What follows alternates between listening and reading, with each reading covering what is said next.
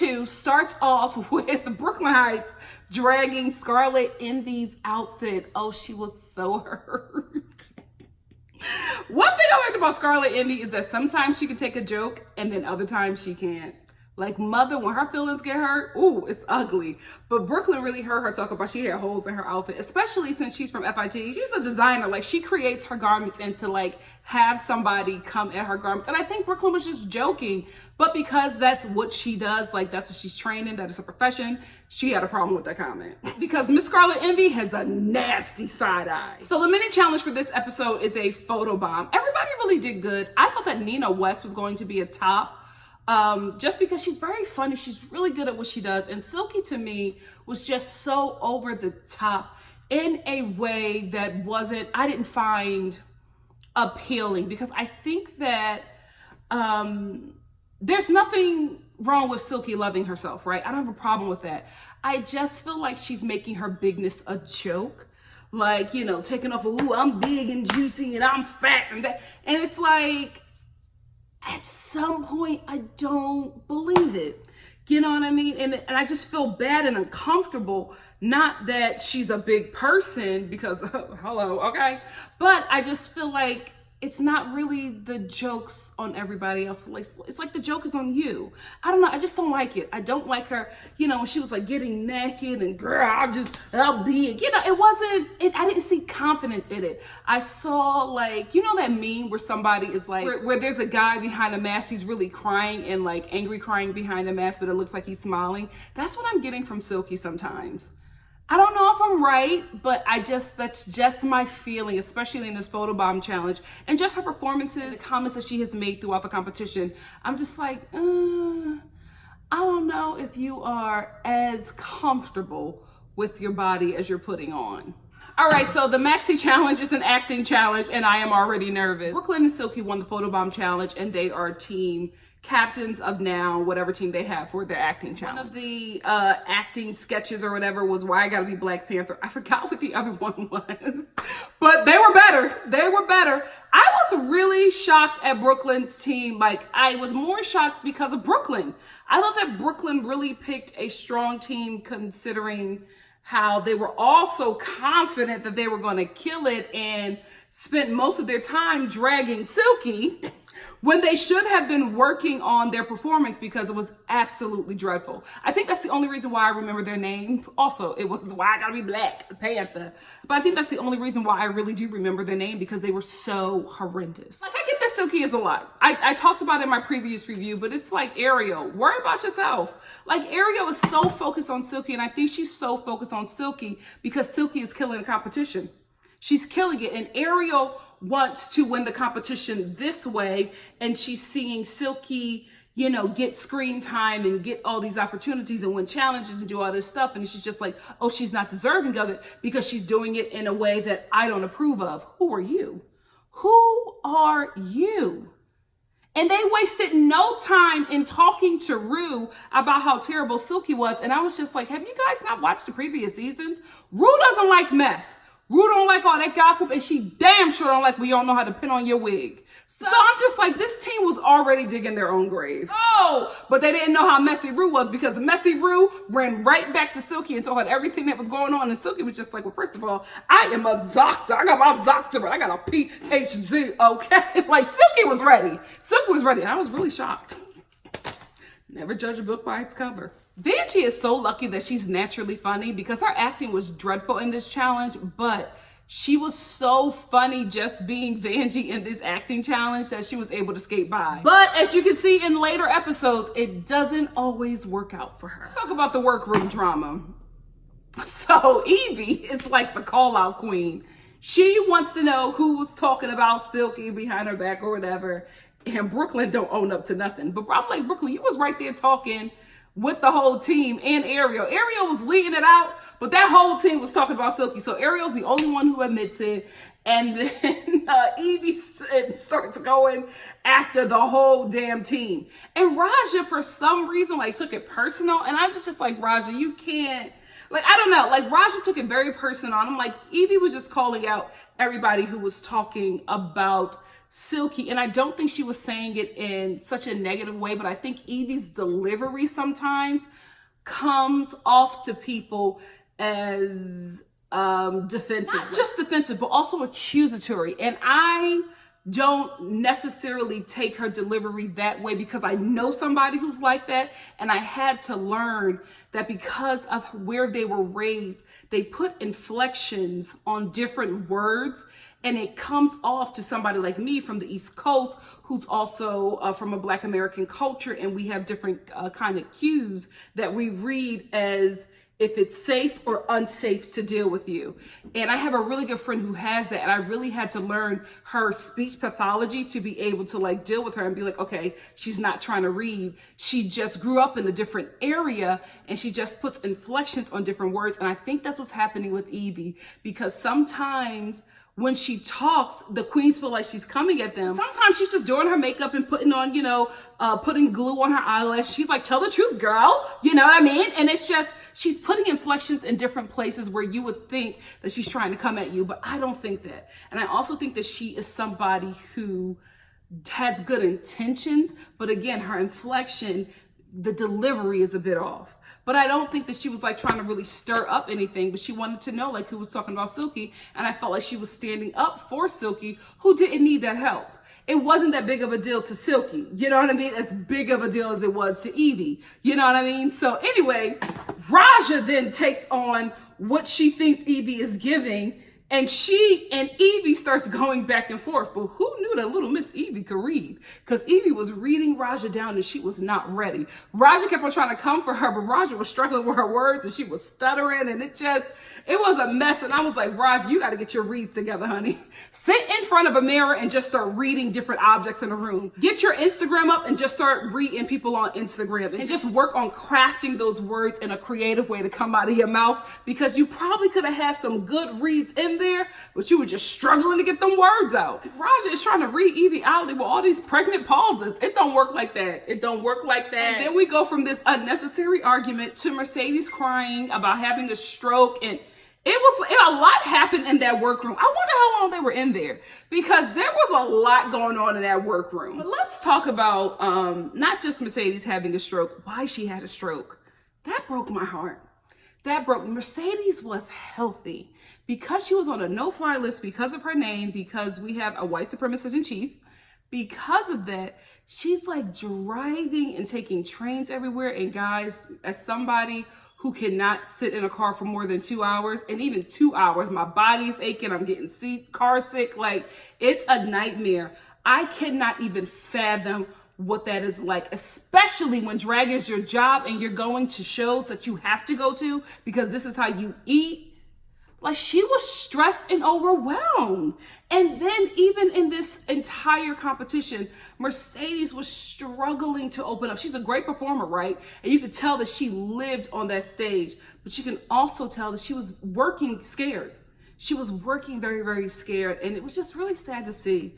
It was so sad to see and just to hear her story. I was just like, I went from getting my life on some mess to in full-blown tears. Now let's get into the What's Your Sign runway. Rue's look, I wasn't a fan of it, but I didn't hate it. You know what I mean? Like, I liked it. The wig choice was not my favorite wig choice, but it was okay for me. And the first person to walk down the runway is my clear winner, Brooklyn Heights. This water crown and neck piece. She's so freaking smart. Her and Evie Oddly, it's just their mind. Oh, their mind. Plastique. This was actually my favorite look from Plastique. She was more than beautiful to me, more than pretty. She was regal. She was regal, and this is the first time I focused more on the outfit than her face, because she's such a beautiful girl, you know what I mean? Like, she has a pretty face, but I was like, I looked at the hair, I looked at the makeup, and I was like, beautiful. Then my eyes got bigger, and I looked at the whole outfit, and I couldn't stop staring at different elements on this outfit, and that's what I want from you, Plastique. I also want you to come to the forefront in competitions, because it's in there, but I think she's always won on just being pretty, so she's not really challenged or forced to do better. Raja, this is the best hair that I've seen from her. The best hair. And that's all I can say. Nina, I want to like Nina's looks more than I do. I just don't. I didn't like it. This look didn't give me drag, it gave me cosplay. I feel bad because she's such a cool queen. Honey Davenport, I love this look because I wanted to wear it. It was actually really, really cute. I love the hair. I loved how the elements didn't work together, but they worked together separately. You know what I mean? Like, I would want the top with something else. I would want the bottom with something else. But even together, I didn't mind. I didn't mind. I think my problem with Honey Davenport in her outfits is that the eye, like the editing eye, is not quite there. And I'm so sad that we did not get to see her perform. I wanted to see more of her because of what I heard about her. But, you know, S happens. I ain't cussing on here. My mom watched these reviews. I wouldn't cuss anyway, mommy. I'm good. Sugarcane gave me Predator. I'm like, what is your sign? Like, I don't know what sign this is. Is this the mark of the beast? Is it the death? Like, what is going on? Ariel Versace. I love this look from the neck up. She looked expensive from the neck up. Everything else was a little cheap to me. I feel like if she went with a different faux fur, this outfit would have looked a bit better. If she went with maybe a Mongolian fur instead of even no, we would need to get the real Mongolian fur. Sorry, the Mongolians, sheep wool, lamb wool, whatever. That, if she had that, that would be an expensive look.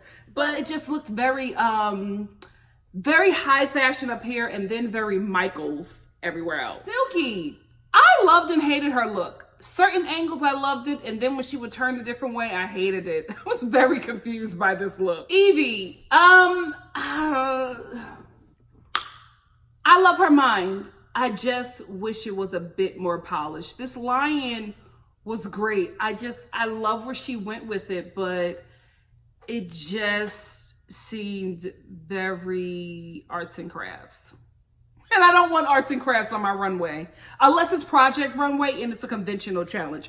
By the way, I was not going to review this new season of Project Runway just because I'm sad about what has happened to the old Project Runway, but one day was just sitting home and I watched 2 episodes of Project Runway and I like it. So I'm going to start reviewing it. And if you like that show, stay tuned because it's coming up this week. Vanjie. Yes, sis. Beautiful, beautiful, beautiful, beautiful. When the lights came on her, I gasped. This is what you want. This is what you want on Drag Race. This was gorgeous. This was so gorgeous. I knew exactly what her sign was even before the moniker came up at the bottom. Like, I got it. Akiria, fish. Like, that is just going to be her name from now on. When I say fish, you know who I'm talking about. It's like, she is fish. The fish down boobs. Like, I sound like Miley Cyrus. But she is. This looked to me, very cheap, very Forever 21 clearance section. You know what I mean? And I don't want that on my Drag Race. If she doesn't give a cheap look, she gives a dated look or a ratchet look. But you know what? Ain't nothing wrong with that. And I prefer her ratchet over her dated or her cheap. Baby Montrese, you have the heart and you have the tenacity. You do not have enough of the training or the budget to yet pull off a successful season on Drag Race. I would love to see Coco Montrese's son, daughter, come back on this show for All Stars in a few years. I want her to travel a bit more. I want her to book a bit more gigs. I want her to, just be seasoned in this industry for a few years. Marinate, learn from some more queens, continue to study under Coco, and then come on All Stars. Because you have it. You really, really want it. And I'm telling you, if you want it bad enough, you're going to get it. It's unfortunate that this opportunity came around for you when, in my personal opinion, you weren't quite ready to slay. Right after Baby Montrese, here comes Scarlet Envy. This is what I want from Baby Montrese, because Scarlet Envy has the skill. And as soon as she walked down that runway, I knew exactly who she was. I got it. I got the look. Very cute, very polished, very well made. She knows what she's doing. So now we finally get a chance to watch the acting challenge, like the full production. Why It Gotta Be Black Panther goes first. Horrid. This was probably one of the worst like sketches I've seen on this show. It was, I think they had some good jokes. They had some really fun one-liners, but these queens, this team did not have the skill to pull it off. It was just terrible, okay? Good God, girl, get out. I mean, it just went from worse to worser. It just was not good. It was not good. Thank God for Evie and Scarlett. Evie and Scarlett really held it together, and even Vanjie and Silky, they were like horrible, but they were horrible funny. Like Brooklyn did terrible in Why I Gotta Be Black Panther. There was nothing funny about it. But Vanjie and Silky, you laugh like Vanjie, I could be up there. It's like Oscar the Grouch, what is going on? So, I mean, it worked. Like this team fortunately had people who could really have fun with the words and really shine outside of what they were given. It wasn't better than Why I Gotta Be Black Panther, in my opinion. I just think that good God, girl, get out or whatever. I just think that individually on that team, they just had stronger characters. You know what I mean? The stronger characters meaning the person playing these characters were just funnier than the actual character that they were playing. So Evie and Scarlett wins, not surprised there. They were clearly the breakout stars of this challenge. And again, not surprised that Kahana and Mercedes, Lord. Listen, this was hard to watch, right? Because Kahana really wanted it. Baby Montrese really, really wanted it, but I just felt like she was working desperate, not smart. You know what I mean? She was like overworking everything that she was doing, and Mercedes was just not there. Opulence! You on everything, and then Kahana. It was just like, it was too much. And to see them together, I was like, oh, this is, whoo! I knew like it was very obvious who was going to be in the top and who was going to be in the bottom this episode. So when the lip sync first starts, I feel like Baby Montrese has it because she just starts giving circus away. Kahana is just back flipping, like no breaks. It's like backflip, back split, backflip. It was just a lot. It was a lot looking at her, and it was boy in heels. Like she was still, Kahana Montrese is still very masculine to me. Like just the way she holds herself, the way she was holding her shoulders. And then when she was doing them flips, I was just like, this looks like, ever seen the movie I'm Gonna Get You Sucker? If you've seen it, or if you haven't seen it, please go back and watch this movie. It's with Keenen Ivory Wayans, and there is a part where his mother, he plays this like cop that is like a whip, you know what I mean? His mom always comes in and protects him and saves him out of the situation. So he was in a situation where he was about to get beat up in a diner, and his mom comes and saves him. But it's like, it's a comedy. So she has a body double, which is like a man with an afro and a full-blown mustache. And so when she starts fighting, the movie cuts to this like stunt guy who's like 9 feet tall with this huge mustache, and he's just like beating these people up in the mom's costume. That's what Kahana looked like to me. I was just like, is this a I'm gonna get you sucker stunt man? Because it was a lot. It was a lot, and I really thought that because she was giving that Ru was going to keep her. But then there's a break in the song. There was a break in the song where it's Britney, you know, you better work, that one. And there's a break in the song where, you know, the chorus or whatever comes on, and then it's dun, dun, dun, dun, dun, dun, dun. I'm saying it so wrong. But anyway, when that break hits, Mercedes comes out of nowhere, turns to the back, takes off her wig. She got another wig, and mother starts voguing. I was like, wait, who the hell is this? Mercedes? Like, I was so shocked, and she killed. Mercedes, like out of nowhere. She's a great performer. A great drag performer. I would love to see her show. Love to see. Because she kills her lip syncs. She's given me enough of her lip syncs for me to be like, I want to see your show. I really, really do. So when she did that, when she walked back to the stage, flipped that wig and started voguing and then came down in the split, I was like, oh, you got it. Because she was still fish. She was still fish. Baby Montrese was giving me these broad, you know, summer Olympic shoulders. And I'm like, what are you doing? You looked a mess. And a rehab wig. She had on another rehab wig. I knew she was going home. But it was still sad to see it. Because she wanted this. She wanted it so bad. And I could understand. I could relate. We've all been there. When we wanted something so bad and we're not ready for it. And we take it on and it's just not... You realize you probably should have waited, you know what I mean? But you can't say no to an opportunity like this. So I just felt bad for her because she really wanted to do well in the competition. She wanted to make Coco Montrese proud because she didn't want to disappoint her father and mother, okay? That's Coco's baby. I don't care what nobody say. They look too much alike to just be strangers. Anyway, that's it. Let's get into Untucked.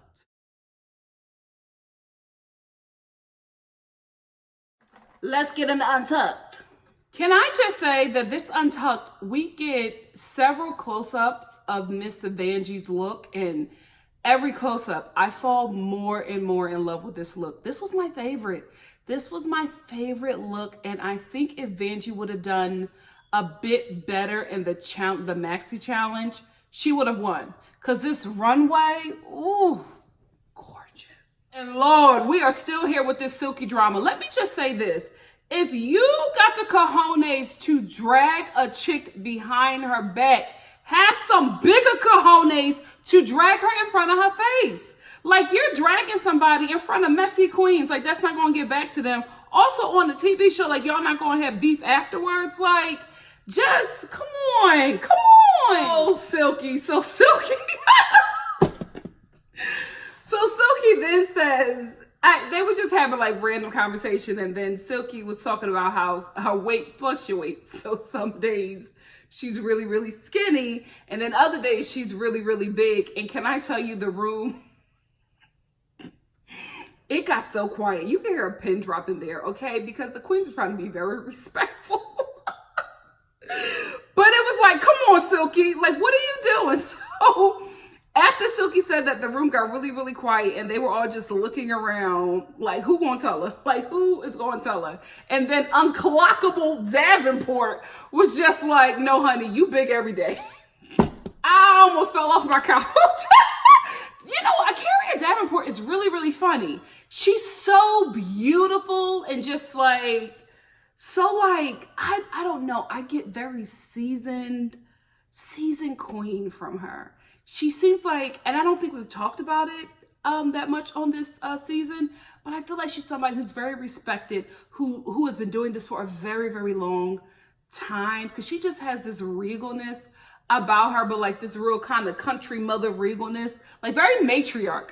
There's something very matriarch about her, which is why I think she was the right person to say that to Silky, because you knew it was coming from love, but it was the truth.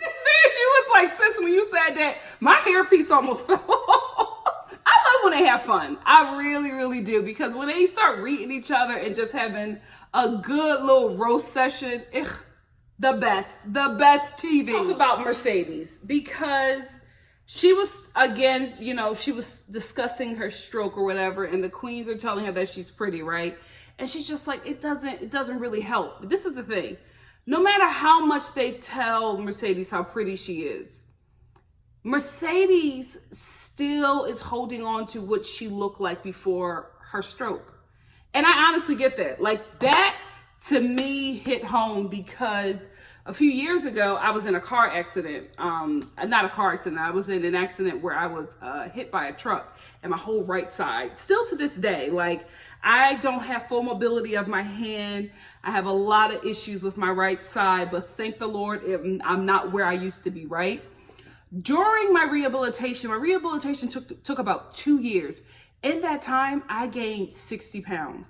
And because of my injuries, I have not been able to do what I was very active before. I used to run like marathons, guys. I used to hike like daily. I used to actually had like a hiking meetup group, and we would hike every Sunday. We would find different trails to hike. Like, that was my thing. It's very, very fit.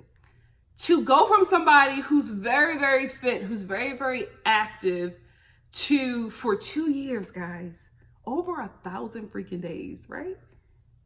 You know, close to 1,000 days, Not being able, first of all, the first year, not being able to move, not being able to do like the most basic things, having to have like people help me wash and stuff. Like it was a lot, right? And then the weight gain. So not only am I not able to do what I used to do, I no longer look like my freaking self. And now I have to adapt to this new person who is not somebody I wanted to become, but somebody I was forced to become because of an injury. And so, like, when they were saying these kind words to her, I was like, I get it. She's not being rude. She's just being very honest. And she's just like, it doesn't, thank you, but I know who I was before this. The thing about it is you can't let it define you. Because I remember I wouldn't take pictures. Guys, I wouldn't even go to auditions. Can you believe it? Like, this is my freaking craft. And I would not go to auditions because I did not like how I looked. I did not, but let me tell you something, baby. I got over that real quick. I said, this is me. This is who I am today. You know what I mean? I'm still doing what I can. Y'all know that I'm detoxing. I'm doing the best that I can with what I have. I'll never be that thick girl that I was before. And I had to be okay with that. But it took time. It took therapy. It took a lot to get to that point to be like, this is who I am today. And I got to work with this. I'm not the same person I was then. I got a lot of little ailments that I just have to work through. And that's all right. That's all right. But it takes time to get there because you spend the first year just bawling. You know what I mean? I remember I used to look at old profile pics on Facebook and just cry. Now I look at old Facebook profile pics and I'm just like, oh, girl, you did that. But you needed some eyebrows. You know what I mean? Like, I'm in a much better place now, but I totally got where Mercedes was coming from. And it really got to my heart because I've been there. And it was even more of a victory for me. No shame, Mercedes. I don't want to use your moment to make it about me. But it was just like, man, I remember being there, but look at God. Like, look at me now. You know what I mean? Like, I'm not in that situation that I used to be, but it is such a mind trip, guys. It is such a mind trip, and it is so hard to not stay there. Oh, when you start pitying yourself and you're doing it for a very long time, it's just, you get so comfortable in that and so used to that you hide from things, you close yourself out from stuff, you miss opportunities, and whoo, baby, I get it. But look at you now, girl. You want what? Drag race, okay? That stroke ain't stopped nothing. Work. Calm down, Miley. Calm down. Oh my gosh, Raja, let it go. Raja is still trying to go there with Evie, Ali, and even the other queens are like, okay, girl. Even the queens who were a part of the mess, who started the mess, are just like, it's enough. Like, I just felt like Raja was taking it to a place that it didn't need to go. And even when Evie was trying to like diffuse the situation, Raja just kept on topping her. And then I felt like Raja, in my opinion, was pulling the Silky because everybody in the room was like, it does not have to go here. Like, it's not that big of a deal. Like, why are you flipping out like that? Why do you have to get up and walk away? It's not that deep. And I just felt like at that point, Raja was just like, I'm going to get me some camera time. I'm not hating. I'm just observing. It's just like you're doing the most for a situation that didn't even involve you. You could have just sat there and blocked your eyebrows like Brooklyn, but you wanted to get into it with Evie. Over something that wasn't even directed at you specifically. Oh, and Bobby Boyhan comes backstage and hangs with the queens. And I thought this was so cute because he really is a huge Drag Race fans, guys. I know people who write for Saturday Night Live, and there were a bunch of Drag Race sketches he was trying to get on the show, and they only allowed him to do one because they felt like the audience wouldn't get it. But he's a huge fan. He's been a huge fan for years, and he's been trying to get tons of Drag Race sketches on that show, and he was only able to get one. So when he was telling that story about how he was so proud of that sketch and how he's a really huge fan of the show, it's the God's honest truth. And can we talk about how they had him in them heels strutting up and down the backstage, and they was like, you better work, straight boy. And then he did that dip and almost died. Listen. This was a really cute Untucked. And then it was cute and it was sweet, and then it broke my heart. A.B. Montrese. Heartbroken. And I was heartbroken for her, even though I felt like it was time for her to go. You know what I mean? But I just felt that, I'm telling you, Untucked, the part when they have to leave, I can't take it. I cannot take it. I feel so bad. It's just, because you know they want it so bad. And she just couldn't get herself together. Every time she picked up a garment, she was crying. And I was like, you are not disappointing anybody. It's okay. You're on Drag Race. You made it. I know people, drag queens, who have been trying to get on Drag Race for years, even from season 1 with that terrible filter, okay? So listen, sis, you made it. Out of thousands, multiple thousands, hundreds of thousands, you made it. So you did the damn thing, girl. Don't beat yourself up. You made it. You on TV, okay? You on TV, and if you're a union, you getting a nice little check, okay? Drag Race girls, you better join a union before you get on TV. Get that money. That's how Shangela always end up at the damn Oscars. Stay woke. Anyway, that was it for Untucked. Join me, please, for episode 3 of RuPaul's Drag Race. Oh, we getting in today. Get your snacks ready, baby. We got 2 more to go.